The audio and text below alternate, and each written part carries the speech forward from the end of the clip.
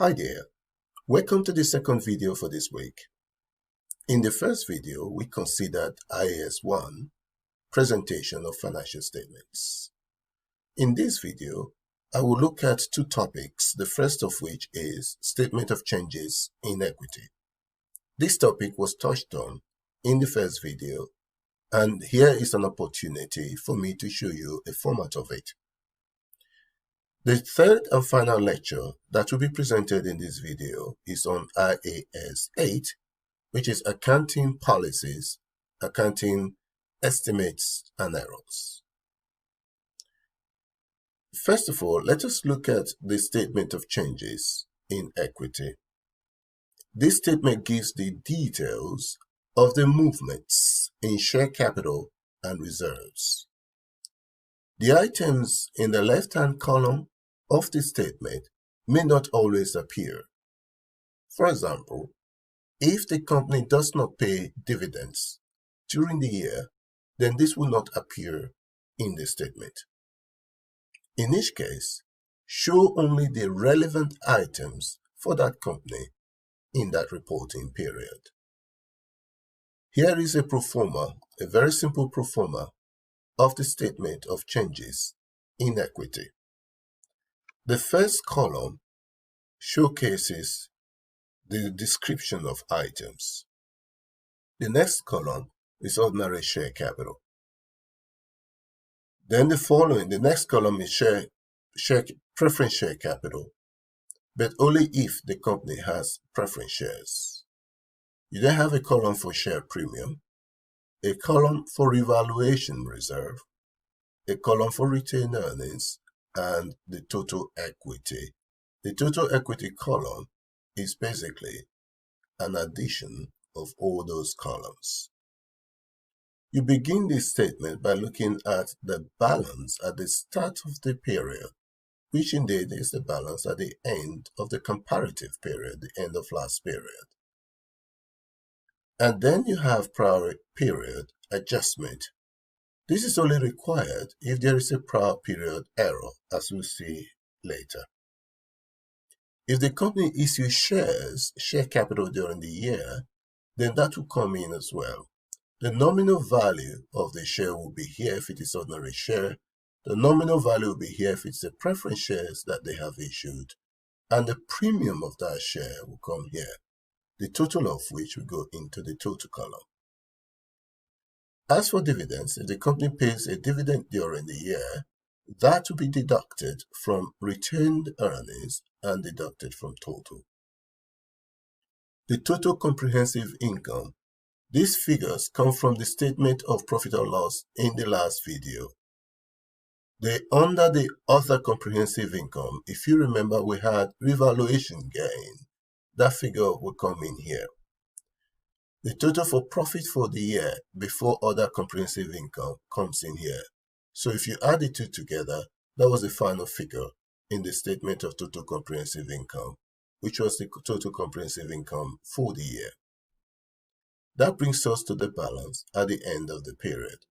And these figures we tally with the figures in equity in the statement of financial position. That is all there is to cover in terms of statement of changes in equity. In due time, you get the opportunity to practice these statements. But for now, we will now move on to the next lecture, which is based on IAS 8, Accounting Policies, Accounting Estimates and Errors. This final lecture in week 2 will explore accounting policies, accounting estimates, and errors. Here are the following learning outcomes. We will first define accounting policies to know what they are, and how then do we select accounting policies? What happens if there is a change in accounting policy, and how will such a change be accounted for? Then we'll review disclosure of a change in accounting policy before we move on to accounting estimates, prior period errors, the correction of such errors, and the disclosure of them. First, let us define what accounting policies is. IAS 8 defines accounting policies as the specific principles, basis, conventions, rules, and practices applied by an entity in preparing and presenting financial statements. So whatever principles, conventions, or rules that the entity apply to prepare and present financial statements, such principles, rules are known as accounting policies.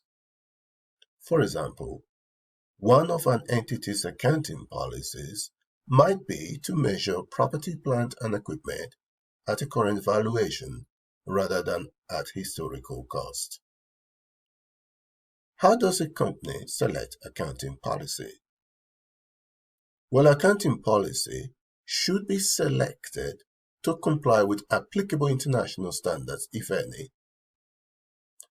If there is no applicable international accounting standard, the entity should refer to international standards which deal with similar or related issues, if there is one. And the entity can also refer to the IASB conceptual framework. Now you begin to understand the importance of the conceptual framework, because if there is no standard dealing with a particular item, the conceptual frameworks will come in handy. The entity can also refer to pronouncements of other standard-setting bodies, or perhaps accounting literature and accepted industry practices. So there is a variety of sources to which the entity can refer to in order to select the appropriate accounting policy. It is important that the entity select the right accounting policy, because once selected, it must be applied from period to period. It cannot easily be changed. There are, however, two circumstances under which accounting policy can change. Let us not look at those two circumstances. Changes in accounting policies. An accounting policy may change only and only if 1. The change is required by an international standard or IFRS interpretation. So if an international standard or IFRS interpretation requires a change, then the accounting policy may change.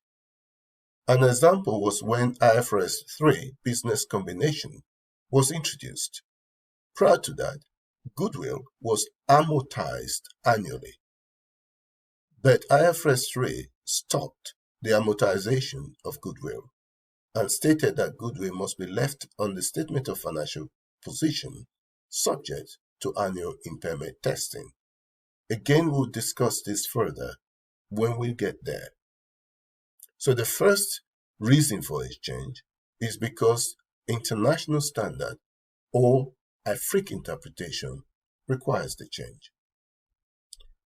The second reason, this one is voluntary, where the entity believes that such a change will result in reliable and more relevant information being presented.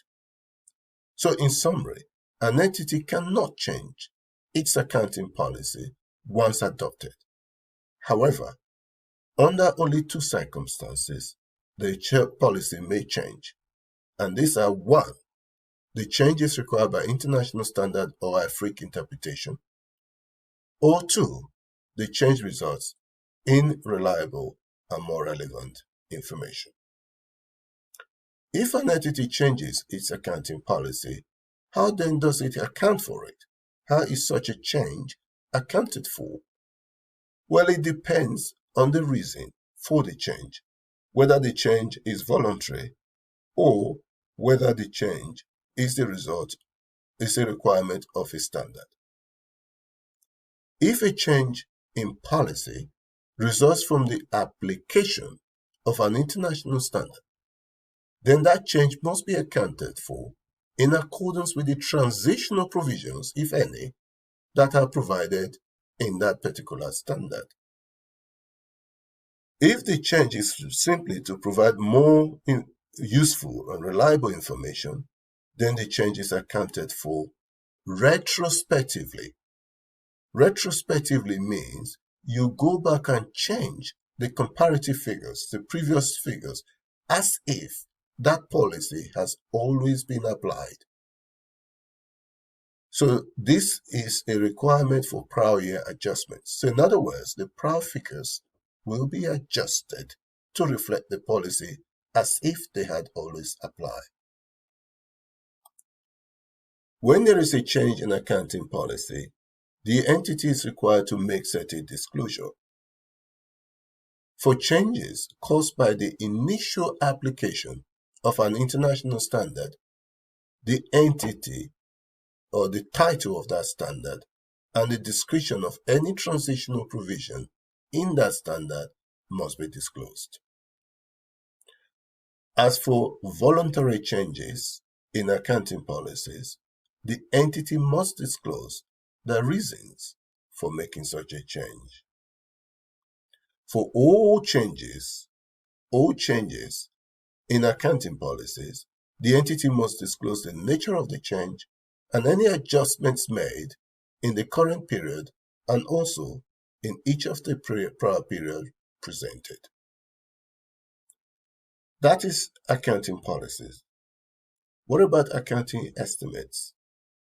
Accounting estimates are different from accounting policies. Accounting policies, as we've discussed, are the principles used, the conventions used, whereas estimates is the methods used to apply the principle, the convention. For example, if the accounting policy of an entity is to depreciate an asset, the estimate is the method of depreciation that is used to apply that policy of depreciation. So should it be straight line method, reducing balance method, sum of the digit method? So the method used in applying that policy is accounting estimates.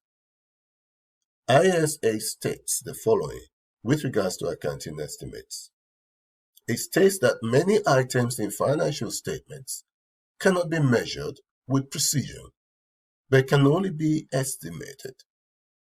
The use of reasonable estimates is an essential part of the preparation of financial statements and does not therefore undermine their reliability. When you change an accounting estimate, the accounting for it is not the same as a change in accounting policy. Remember, when you change accounting policy, you account for it retrospectively or in accordance with the requirements of the transitional provisions that recommends the change, of the standards that recommends the change. In terms of a change in accounting estimates, the changes should be accounted for prospectively. So in other words, from the period of change forward. So comparative figures for prior periods should not be restated. So if an entity has been using straight line method of depreciation for the past 5 years, and in this period decides to change to reducing balance, it cannot go back and apply reducing balance in the past 5 years. The reducing balance will start from this year because it's a change in estimate. If it had been a change in accounting policy, that would have gone back and changed the previous 5 years. But a change in estimates will be accounted for in the year of change and subsequent years. Prior figures are not affected. Finally, let us look at correction of prior period errors. IAS 8 defines prior period errors as omissions from and misstatements in the entity's financial statements for one or more periods arising from a failure to use or the misuse of reliable information that was available when financial statements for those periods were authorized for issue and could reasonably be expected to have been obtained and taken into account in the preparation and presentation of those financial statements. So in this instance, we are looking at errors, maybe omitting items or misstating items from the financial statement. And that information was available and could have been taken into account, but it was not. This is prior period error. So now somebody has discovered what should have been done that was not done. Now, how then do you account for prior period error? It depends on whether that error is material or not. If the prior period errors are immaterial, they are normally ignored. But if they are material, they must be corrected retrospectively. So this is the same principle with the change in accounting policy. Remember, the change was accounted for retrospectively. Similarly, any correction of material prior period errors must be corrected retrospectively. This simply means that the comparative figures for the prior periods in which the error occurred must be restated. If the error occurred before the earliest period or prior period for which comparatives are presented, then the opening balances of assets, liabilities, and equities for the earliest period presented must also be restated. So, in summary, correction of prior period error and change of accounting policies are accounted for retrospectively, whereas a change in accounting estimates is accounted for prospectively. Disclosure of prior period errors. The nature of the prior period error must be disclosed. The amount of the correction at the beginning of the earliest period presented must also be disclosed. For each prior period presented, the amount of the correction to each affected line item in the financial statements must be disclosed. If retrospective statement is impracticable for a particular prior period, then there must be a description of the circumstances that have led to this condition, and a description of how and from when the error has been corrected. That really brings to conclusion our sessions for this week. In summary, accounting policies are the specific principles, basis conventions, rules and practices applied by an entity in preparing and presenting its financial statements. IAS 8 provides guidance on the selection of accounting policies. Accounting policies should be applied consistently and should be changed only if the change is required by international standard or IFRIC interpretation, or if it results in reliable and more relevant information being presented. A change in accounting policy and a correction of material prior period errors should be accounted for retrospectively, with details of change and correction disclosed in the notes to the accounts. Whereas a change in accounting estimates is accounted for prospectively. I hope you have benefited from this session so far. This merely explains the basics of presentation of financial statements and deals specifically with prior period errors and accounting policies. During the live seminars and sessions, you will have the opportunity to prepare your first set of accounts. The questions will be based on preparation of accounts from a trial balance, very simple accounts. Some of the items there will be basic, because from next week we are going to start looking at the items one by one in detail. And therefore, after that, we will come back and prepare more set of accounts, but rather more detailed set of accounts for single entity. Please make sure that you engage in this process.